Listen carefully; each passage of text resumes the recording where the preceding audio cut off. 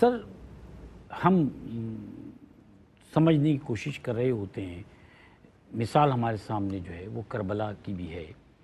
اور خلافت پر یزید کے قبضے کی بھی ہے۔ میں جاننا یہ چاہتا ہوں کہ جب کوئی فاسق و فاجر شخص اقتدار پر قابض ہو جائے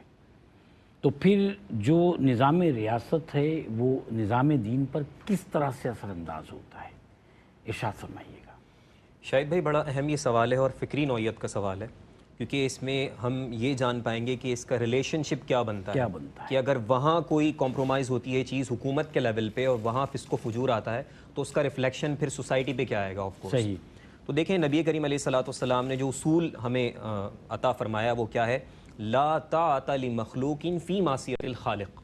آپ فرماتے ہیں کہ خالق کی معصیت میں، یعنی اس کی اگر نافرمانی کی طرف کوئی معاملہ جا رہا ہے تو اس صورت میں مخلوق کی اطاعت نہیں ہے۔ حالانکہ آپ یہ دیکھیں کہ جو پورا ایک بیک گراؤنڈ ہے وہ کیا ہے کہ نبی کریم علیہ السلام کی یہ متفق علیہ روایت ہے، سیدنا عبادہ بن صامت راوی ہیں کہ نبی کریم علیہ السلام نے ہم سے بیعت لی کس چیز پر کہ ہم اطاعت کریں گے آپ علیہ السلام کی ہر حال میں، خوشی میں، غم میں،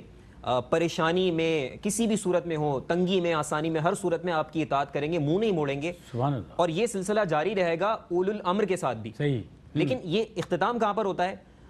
اختتام میں جو الفاظ آتے ہیں وہ بڑے قابل غور ہیں۔ وَأَلَا أَلَّا نُنَازِعَ الْأَمْرَ أَهْلَهُ إِلَّا أَن تَرَوْا كُفْرًا بَوَاحًا عِندَكُم مِّنَ اللَّهِ فِيهِ بُرْهَانٌ، کہ تم اولو الامر سے، اہل امر سے نہیں تم نے ان کی مخالفت کرنی ہے، لیکن اگر سری کفر نظر آئے ان کے معاملات کے اندر اور شریعت کی نافرمانی نظر آئے، ایسی صورتحال بن جائے اور تمہارے پاس اس کے برخلاف ایویڈنس ہو، برہان ہو شریعت کی طرف سے، یعنی دلیل بھی موجود ہو کہ واقعی غلط ہو رہا ہے، یہ شریعت کی نافرمانی ہے، یہ حلال کو حرام کیا جا رہا ہے اور حرام کو حلال کیا جا رہا ہے، ایسی صورت میں پھر یہ اطاعت والا معاملہ نہیں رہے گا۔ اور یہ پھر وہی اصول والی بات آ جاتی ہے کہ معصیت اگر خالق کی ہو رہی ہے تو پھر مخلوق کی اطاعت نہیں ہے، یعنی مخلوق کی اطاعت ہے کنڈیشنل اور مشروط۔ صحیح۔ اب اسی کو سامنے رکھیں اور اس بات کو دیکھیں کہ جب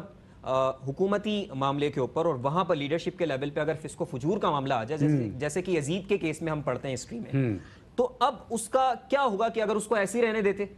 تو اس سے سب سے بڑا جو اس کا ریفلیکشن آتا، جو چیز کمپرومائز ہوتی ہے وہ نظریاتی اساس ہے، آئیڈیالوجیکل فاؤنڈیشن جو ہمارے دین کی ہے وہ کمپرومائز ہوتی، اور جب وہ کمپرومائز ہوتی ہے تو اس کے نتیجے میں پوری سوسائٹل ویلیوز کمپرومائز ہو جاتی ہیں، کیونکہ اسی نظریاتی اساس سے سماج بنتا ہے، معاشرہ بنتا ہے، معیشت بنتی ہے، ہر چیز میں پھر وہی گمراہی، وہی فسق و فجور ریفلیکٹ ہوتا نظر آتا ہے، جو کہ تاریخ میں لوگوں نے دیکھا، اسی وجہ سے بغاوت ہوئی خلاف۔ تو امام حسین رضی اللہ تعالیٰ عنہ نے جو اقدام کیا وہ ایک، آپ نے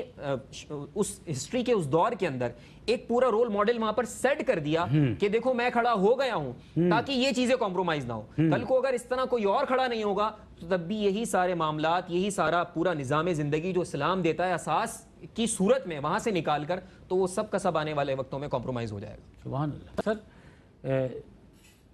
سر نہیں جھکایا، سر کٹا دیا، ہاتھ نہیں ملایا، بیعت نہیں کی، یہ پیغام، اس پیغام کا اصل جو ہم تک منتقل ہونا چاہیے وہ کیا ہے؟ دیکھیں شاہد بھائی، کہا جاتا ہے، ایک فریز ہے کہ there is no honor without responsibility، صحیح، کہ اعزاز بغیر ذمہ داری کے نہیں آتا، اور اس لیے یہ بھی کہا جاتا ہے کہ with great power comes great responsibility، کہ جتنی بڑی طاقت آپ کو ملتی ہے اتنی بڑی ذمہ داری ملتی ہے۔ تو امام حسین رضی اللہ تعالیٰ عنہ کا مقام، اس مقام کی بات ہی کیا ہے، کیا مقام اور مرتبہ اللہ رب العزت نے آپ کو عطا فرمایا، تو پھر اس پر ذمہ داری بھی آئی،